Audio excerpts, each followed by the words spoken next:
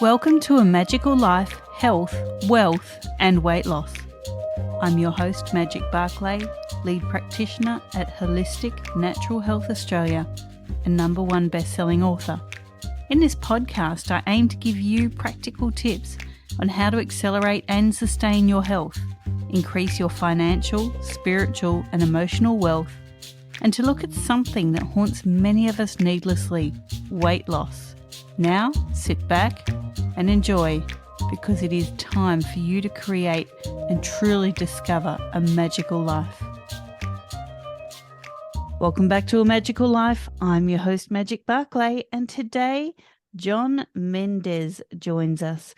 He's a serial entrepreneur, a realtor, investor, podcast host, and social media expert.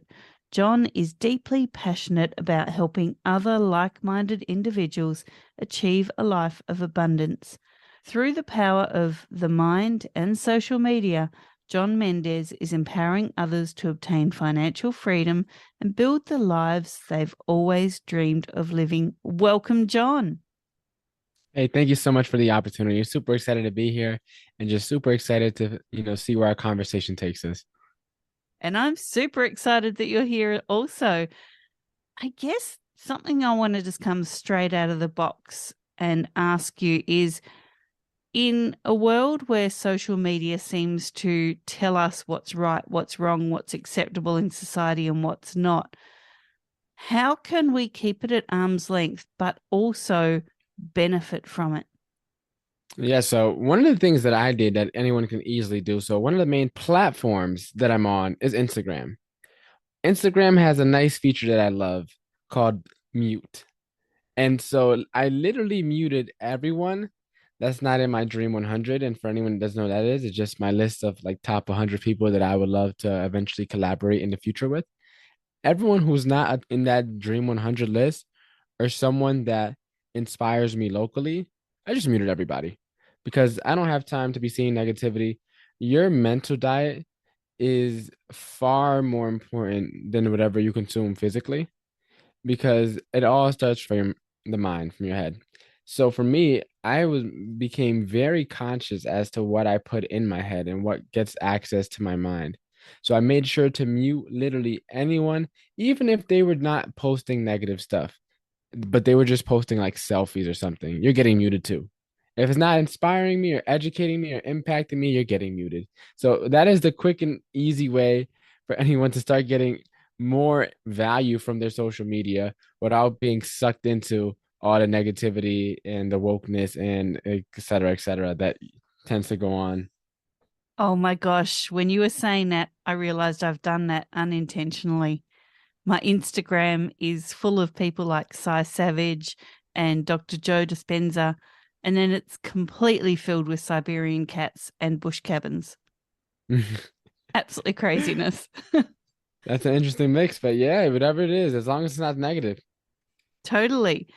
Okay. And I love that you say getting away from the wokeness. We don't really discuss politics here, but I think, from a biological standpoint, and I'm probably going to get myself in some trouble saying this, but I think you have to really look at nature. I say to people, look at nature for your health, look at nature for your guidance on society as well. This craziness of all being terrified of each other and how to address each other. I just want to say this right now. Look at the animal kingdom. They don't have these societal flaws that we seem to have developed. And certainly don't let your social media fill up with those. Go outside, make up your own mind and live your own truth. Yeah, I would say something along the lines that so I wouldn't dive too deep just for, out of respect for your show. But it's like one of those things where it's a lot of people who believe that they understand the world and they're very naive and ignorant because this world is so complex. And if you ask people why enough times, most people don't know anything about anything. And so for me, the only thing I know is that I don't know. That's a quote from Socrates, for just in case it went over anyone's head. That's the only thing that I'm certain of is that I don't know, but I am in search of more information and knowledge. And it's a journey. So I always keep in mind that there's people out there who know more than me. In the grand scheme of things, we're all just trying to make sense of this world and this life that we got. So I try not to judge. Totally. Okay, so John, I ask all of my guests the same three questions. Everyone gives me really different answers. So, your first one is, what can your expertise do to accelerate health, not just physical, but also emotional and spiritual health? The first one, so my podcast, I talk a lot about wealth building concepts, and not just wealth in terms of monetary.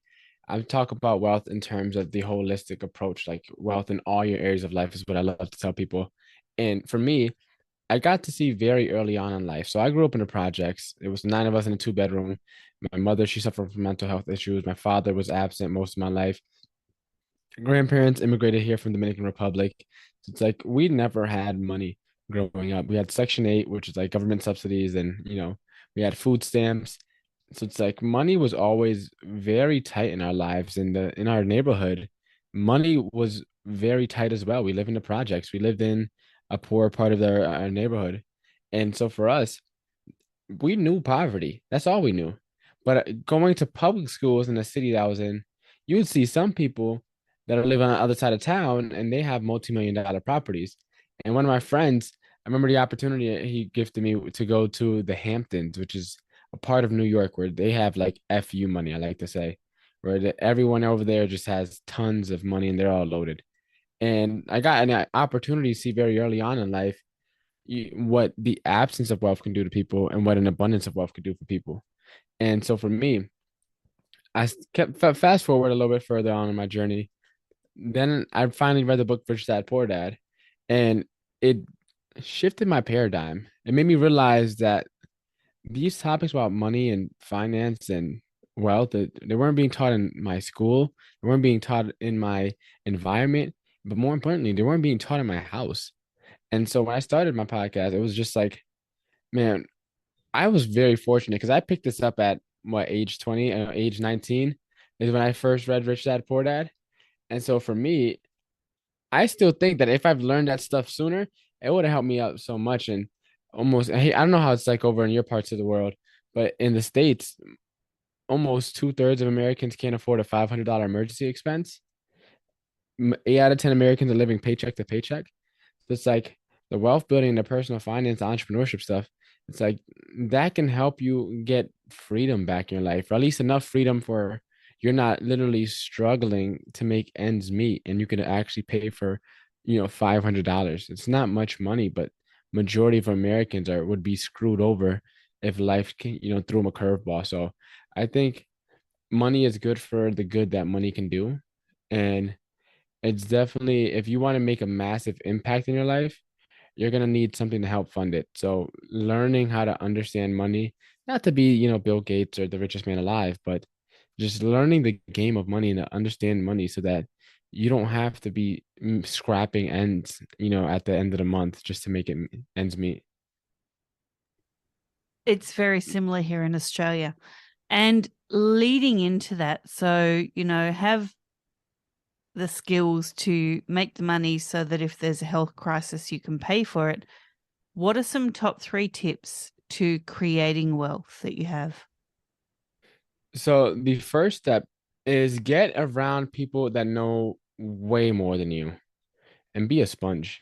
Like for me, I never should come off as the guy that knows it all. Because for me, in full transparency, right now, I'm in the red. I'm starting up my business right now. And it's like anyone who started up their own business, man, when you're starting off a business from scratch, those like first few months or so, man, it is gruesome.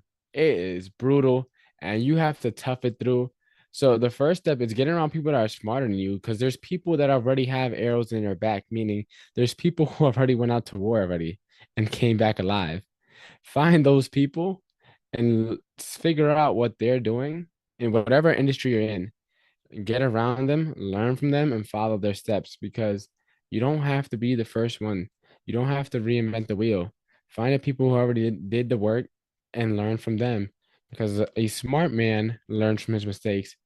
A wise man learns from the mistakes of others. So get around people that are smarter than you is step number one. Step number two, I'm not sponsored at all by this book, but this book helped me out the most in my journey. Is a book called I Will Teach You to Be Rich. That book taught me about how to start building my credit. Again, I don't know how it's like in your parts of the world, but building my credit, how to invest in index funds, how to start budgeting, things like that. That book was so practical. I feel like after every chapter I've read, I could go close the book and then go implement something. I changed the bank accounts that I had. I stopped banking with one institution and moved to my money to another institution. I started using an online bank. Like that book taught me so much about like practical personal finance and money topics that was never talked about or taught in school or in my home or in my environment. So that was like step number two I'd recommend for anyone. And it's written in a way where it's very, very like friendly to people. A lot of times when you hear people talk about money and finances, they almost make you feel ashamed for not understanding it. And that tends to draw a lot of people away. That book didn't do that at all. It was very easy to read, very practical, very, welcoming. And so that would be step number two. Step number three, I would say, for anyone looking to start building wealth, is so the first step I said to get around people that are smarter than you. That was like more for like a mentor figure. The final step is like get around people that are going on the journey with you. It's so important to get around a tribe of people for accountability, for support, for love, just for camaraderie. You know, getting around like a mastermind group of people who may probably be a little bit further than you. Some of them might be a little bit behind you, but just like a group of people that are all kind of somewhere around the same range and you're all headed to the same place, right? Or similar places, right? And you're all taking a similar journey. Like get around the mastermind group because that's gonna give you these confidence to support, the days that you don't feel like you want to push forward, you can rely on them to start pushing you forward. And when your gas tank is emptied out, you can tap into their gas tanks to help you keep on going. And there's an old African proverb, it goes something along the lines of, if you want to go fast, go alone. If you want to go far, go together. So that'll be my three steps. Find a mentor, read the book called I Will Teach You to Be Rich, or restart reading personal finance books to start understanding money. And then find a mastermind group or some type of like group that you can collaborate with other people in your community. And our final standard question is around weight loss. Many people battle with their weight, and we know that stress is a key factor in that battle. Have you ever battled your weight? If so, how did you win the war? And what can you offer the listeners who might be in the situation? So for me, I've never had an issue where I struggled with weight. And part of it was because I've always been in sports, at least for as long as I can remember, I've been very active. One of the biggest things that helped me, and I know a lot of your listeners are women, and intermittent fasting. Now, make sure to consult. This is not health advice at all, but make sure to look into it. I know intermittent fasting has some different effects with women, just because like the menstrual cycle and things like that. So it affects you guys a little bit differently. But intermittent fasting for me, I feel like is one of the cheat codes to life.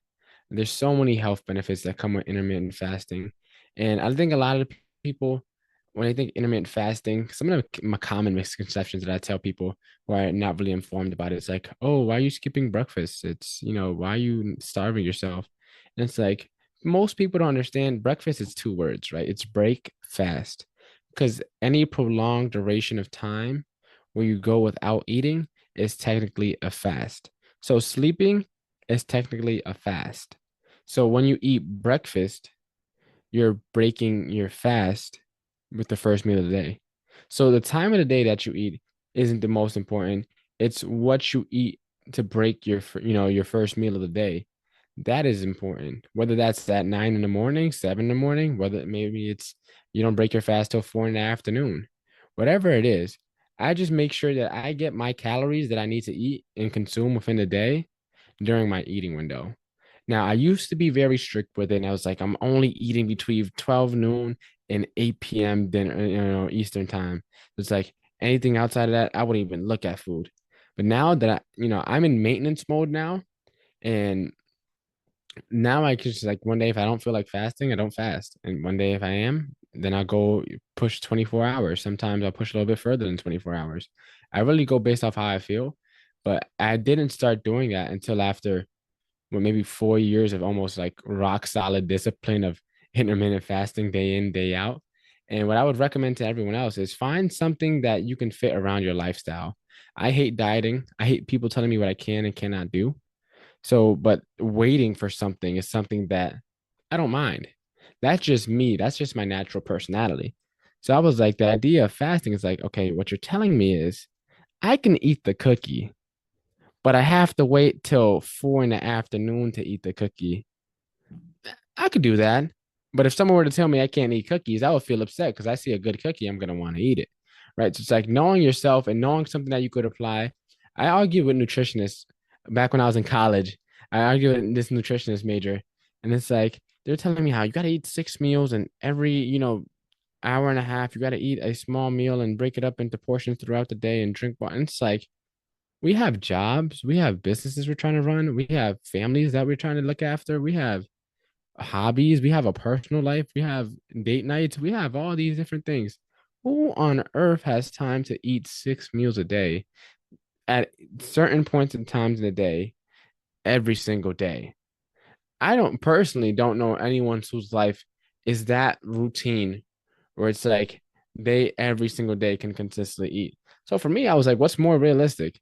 I can't control what life throws at me. So with intermittent fasting, I was able to really start getting a lot of health benefits, but I was also able to still bulk up and build muscle because I made sure to get my calories in. I made sure to eat my protein and get my macros in. And so it became very easy for me to get lean because I wasn't focusing on starving myself. I was focusing on how do I boost my metabolism, which is a whole nother thing because you could go on a caloric deficit, but if your metabolism is slow, it's not going to really do much. So find ways to boost your metabolism naturally, of course. Exercising is one of them. I would start there. And then from there, I said, I know health from YouTube University. I do not have a degree in any of this. I just know what worked for me. So this is not my advice towards anyone. This is just me sharing what worked for me. And thanks for sharing. Okay, we've covered a fair bit, but let's get on to what it is that you do. Tell us about your work and maybe some things that the listeners need to know about working with John Mendez. Yeah. So thank you for the opportunity, one. So the main two things is I'll share with you guys a little bit about my vision. So ideally, where I plan on taking all this giant John Mendez brand forward is I want to get into public speaking. I want to start helping people's lives, like walk to wealth, like that. Where is I feel my calling, my vision. Like I feel like God has placed in my heart personally, uh, to do something with that and to just take that to the next level. I haven't monetized that yet though. So I have a marketing company that I started. And the quick backstory behind that is I was in a real estate group. So, like I told you guys earlier, find your group, find your tribe, find your community. I was in that group and I was always on this like 6:30 to 7 a.m. call. And I'm normally at the gym at those times. And one of the days they were talking about social media. So me, as I said, I'm 21 to date myself. By the time this comes out next year, I'll be 22. Nevertheless, I'm still relatively extremely young compared to most real estate agents in my area. So for me, I was easily the youngest person in the group. I think I still might be the youngest person in the group or close to, or the youngest active person in that group. And I was, I just knew social media from growing up with it. It's not like I had a master's degree in it. I was going to school for marketing before I dropped out my sophomore year, but my second year of university, I left school in the middle of the pandemic. So I didn't even get to my actual marketing classes. So I didn't know social media aside from the fact that I grew up with it and posted a couple photos like once a year, throughout my years in high school and college. And then I made a quick Facebook post. And then from there, one of the hosts of the group was like, John, would you mind teaching a class on this? And I was like, I never taught a class before. She said, John, tell us when you want it scheduled. I said, oh, okay. I can't say no to a top agent twice. So I just figured it out. And from there, I had over 440 realtors sign up. And I pretty much had to spend more time inviting people manually because I didn't know how to host a class. So I had this Excel sheet and I was copying and pasting emails and then copying and pasting the link to send it out to everyone. So it was a nightmare, but I ended up getting over 200 people live on that call. I ended up going amazing. And that's how my marketing thing got started. So now I'm really passionate about helping non-tech savvy real estate agents boost their online presence so that they don't have to pay for media companies. And eventually I'll be branching out to helping, entrepreneurs and small business owners. I am not the person to do content for people. I'm the person that teaches you how to do it for yourself or teaches your VA or your admin or your assistant how to do it so that you can keep your marketing in-house. Because a lot of the stuff that these media companies do, man, they're just posting the same Canva images. And I can't speak for every industry. I can only speak for the real estate industry just because that's the one I have the most experience in. But like there was this one realtor and she ended up becoming she's a student of mine now. And she's in my course. And before we hopped on a quick sales call to see if it would be a good fit for her or not. And she was showing me her Facebook page that she's paying $500 a month for a media company. Literally, you look on her Facebook page, you look like through 20 quick posts. We just scrolled through. She probably got maybe like 6 likes across all 20. I'm just like, you're paying $500 a month for this?